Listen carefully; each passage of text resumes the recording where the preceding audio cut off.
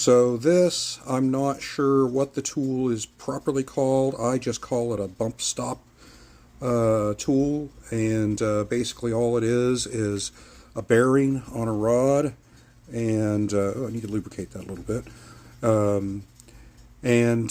This is how it works. You just start your part turning, and dial in the cross feed, and you'll see when it first starts contact, it's going to skip.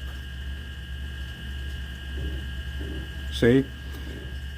Now as I put more pressure on it, it'll start spinning more frequently.